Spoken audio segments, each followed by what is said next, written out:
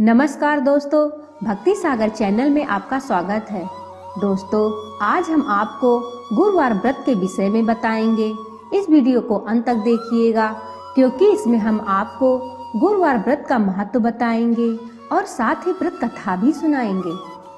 Hindu calendar के अनुसार सप्ताह में 7 दिन होते हैं और प्रत्येक दिन का अपना अलग अलग महत्व होता है। हिंदू धर्म के अनुसार प्रत्येक दिन को अलग अलग देवी देवताओं के पूजन के लिए निश्चित किया गया है। बृहस्पतिवार को विष्णु भगवान एवं बृहस्पति देव दोनों की पूजा होती है, जिससे घर में सुख समृद्धि बनी रहती है।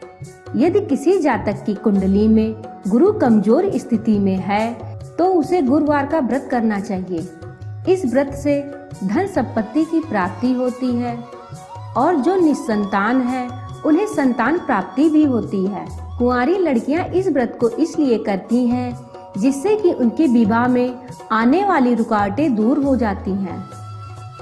ऐसा कहा जाता है कि अगर आप 1 वर्ष तक गुरुवार का व्रत करते हैं तो आपके घर में कभी भी पैसे रुपए की कमी नहीं होती है और आपका पर्स कभी खाली नहीं होता है। अब सवाल उठता है कि कितने गुरुवार व्रत करें, तो बता देते हैं आपको 1 वर्ष में 16 गुरुवार का व्रत करने चाहिए। 16 गुरुवार व्रत करने से आपको मनवांछित फल मिलते हैं और व्रत पूरे करके 17वें गुरुवार को उद्यापन करना चाहिए। आइए अब आपको बताते हैं गुरुवार व्रत की विधि। इस व्रत के लिए चने की दाल, गुड़, हल्दी, थोड़े से केले, एक उपला हवन के लिए और भगवान विष्णु का एक चित्र ले लें। प्रातः काल सूर्योदय के समय उठें और दैनिक कार्यों से निर्वृत्त होकर व्रत का संकल्प लें। भगवान विष्णु और गुरुदेव बृहस्पति का ध्यान करें और अपने गुरुजनों को भी प्रणाम करें। एक चौकी पर पीला वस्त्र बिछाकर उस पर एक कलश में जल रखें। भगवान विष्णु का चित्र या प्रतिमा स्थापित करें। चना और पीले फूल एवं रोली, चंदन आदि से भगवान की पूजा करें। पीला वस्त्र भगवान को अर्पित करें। घी का दीपक जलाएं और गुरुवार व्रत की कथा पढ़ें या सुनें। यदि आप हवन करना चाहते हैं तो हवन सामग्री के साथ गुड़ और चना भी ले लें। ओम गुम गुरुवे नमः मंत्र से 11 या 21 आहुति दें। पूजा संपन्न होने के बाद प्रसाद के रूप में गुड़ और चना सभी पारिवारिक जनों को बांटें। ध्यान रखें कि गुरुवार के दिन बालों में तेल नहीं लगाना चाहिए, बालों को धोना नहीं चाहिए, बाल कटवाने नहीं चाहिए, कपड़े धोबी को नहीं देने चाहिए, नमक नहीं खाना चाहिए। चने की दाल से बने पकवान दिन में 1 बार ले सकते हैं। उद्यापन के लिए चने की दाल, गुड़, हल्दी, केला, पपीता और पीला वस्त्र ले लें। 17वें गुरुवार को भी बाकी सप्ताहों की ही तरह व्रत करें। प्रातः काल पूजा करने और कथा सुनने के बाद भगवान विष्णु और गुरुदेव बृहस्पति का स्मरण करके प्रार्थना करें कि वह आपके व्रत को सफल बनाएं। फिर किसी ब्राह्मण को बुलाकर भोजन कराएं और यथासंभव दान आदि दे दें। दान में पीले रंग की चीजें ही दें। यदि ब्राह्मण को नहीं बुला पा रहे हैं तो सभी दान सामग्री को किसी मंदिर में पुजारी को दे दें। इस विधि से व्रत करने से आपके सभी कष्ट दूर होंगे एवं आपकी सभी मनोकामनाएं पूरी हो जाएंगी। आइए अब आपको सुनाते हैं गुरुवार व्रत की कथा। बहुत समय पहले की बात है कि किसी नगर में एक व्यापारी रहता था। व्यापारी बहुत ही सज्जन था, लेकिन उसकी पत्नी बहुत ही कंजूस थी। व्यापारी जहाँ कमाने के साथ साथ दान पुण्य के काम भी दिल खोल कर करता, वहीं उसकी पत्नी आए दिन द्वार पर आए साधुओं का निरादर करती रहती थी। एक बार क्या हुआ कि स्वयं बृहस्पति देव साधु के वेश में व्यापारी के द्वार पर पहुंच गए। अब घर पर व्यापारी तो था ही नहीं, इसलिए वह साधु का निरादर करने लगी और कहने लगी कि उसे इस धन दौलत से बहुत परेशानी हो रही है। कोई ऐसा उपाय बताओ जिससे यह नष्ट हो जाए। तब साधु के वेश में प्रकट हुए बृहस्पति देव ने उन्हें समझाने का प्रयास भी किया कि वह धन को नेकी के कामों में लगाए, लेकिन उसने एक ना सुनी।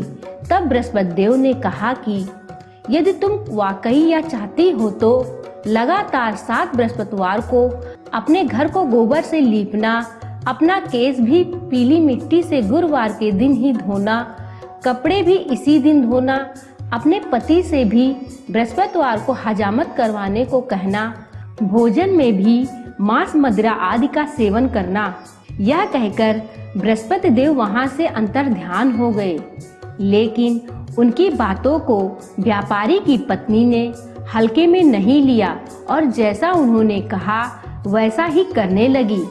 तीसरे बृहस्पतिवार तक तो उनके घर में कंगाली आ गई और वह भी मृत्यु को प्राप्त हो गई। व्यापारी की एक पुत्री भी थी। अब वह अपनी पुत्री को लेकर सड़क पर आ चुका था। गुजर बसर करने के लिए उसने दूसरे गांव की शरण ली। वहां जंगल से लकड़ियां काटता और उन्हें बेचकर जैसे तैसे दिन काटने लगा। अपनी बेटी की छोटी से छोटी इच्छाओं को पूरा करने में असमर्थ होने पर उसे अत्यंत पीड़ा होती। एक दिन तो जंगल में वह अपने जीवन को देखकर विलाप करने लगा कि इस हालत में देखकर बृहस्पति देव साधु रूप में उसके सामने प्रकट हुए और बृहस्पति की पूजा करने व कथा पाठ करवाने की सलाह दी। बृहस्पति देव के आशीर्वाद से उस दिन व्यापारी की लकड़ियां भी अच्छे दाम में बिकी। अब उसने साधु के कहे अनुसार बृहस्पति देव की आराधना की व उपवास रखा और कथा भी सुनी। उनके दिन फिरने लगे, लेकिन 7 व्रत पूरे होने से पहले ही एक गुरुवार को वह कथा और उपवास करना भूल गया। उसी दिन राजा ने भोज के लिए सभी को निमंत्रण दिया था, लेकिन यहाँ भी वह देरी से पहुँचे और राजा ने अपने परिवार के साथ उन्हें भोजन करवाया। बृहस्पति देव की माया के कारण रानी का हार गायब हो गया और चोरी का आरोप पिता और पुत्री पर लग गया। राजा ने दोनों को कारागार में डलवा दिया। व्यापारी को फिर बृहस्पति देव की याद आई। जेल में बृहस्पति देव एक सैनिक का वेश धरकर आए और व्यापारी से बातें करने लगे। बातों बातों में व्यापारी ने बताया कि संभवतः उसके एक बृहस्पतिवार को व्रत न करने के कारण ही उनको यह दिन देखना पड़ रहा है। तो सैनिक ने कहा कि अब भी कुछ नहीं बिगड़ा है, यहाँ रहते हुए भी तुम बृहस्पतिवार का उपवास रख सकते हो। कथा सुनो व सुनाओ और गुड़ चने का प्रसाद बांटो। अब व्यापारी को 2 पैसे वहीं जेल के दरवाजे पर मिलते हैं। वह एक महिला को गुड़ चना लाने के लिए बोलता है, लेकिन वह कहती है कि उसके बेटे का विवाह है, इसीलिए वह थोड़ी जल्दी में है। वहीं एक और स्त्री आती है जिसके पुत्र की मृत्यु हो जाती है और वह उसके लिए कफन लेने जा रही होती है। वह उससे भी वही कहता कि बृहस्पति देव की कथा करने के लिए उसे गुड़ व चना लाकर दे दे। वह उसे लाकर देती है और स्वयं भी उसकी कथा सुनती है। अब जिस औरत के पुत्र का विवाह था वह तो घोड़ी से नीचे गिरकर मर जाता है और जो महिला अपने बेटे के लिए कफन लेने गई थी उसके मुंह में प्रसाद व चढ़ा मिर्च डालते ही वह जीवित हो उठता है। दूसरी महिला भी विलाप करते हुए व्यापारी के पास पहुंचती है और अपनी भूल पर क्षमा मांगती है और बृहस्पति जी की कथा सुनकर प्रसाद व चढ़ा मिर्च लेकर अपने पुत्र के मुंह में डालती है, जिससे वह पुनः जीवित हो उठता है। उसी रात राजा को भी बृहस्पति देव सपने में आकर बताते हैं कि उनका हार खोया नहीं है, बल्कि वहीं खूंटी पर टांगा है। उसने निर्दोष पिता पुत्री को कारागार में डालकर रखा है। अगले ही दिन राजा उन्हें आजाद कर देता है और व्यापारी को बहुत सारा धन देकर उसकी पुत्री का विवाह भी स्वयं ही अच्छे धनी परिवार में करवाता है। तो दोस्तों, यह थी जानकारी और व्रत कथा गुरुवार की। उम्मीद है आपको हमारी यह जानकारी अच्छी लगी होगी। इस वीडियो को लाइक करिए, अपने परिवार व मित्रों के साथ शेयर करिए ताकि वह भी इस जानकारी का लाभ उठा सके और चैनल को सब्सक्राइब करना ना भूलिएगा। धन्यवाद। नमस्कार।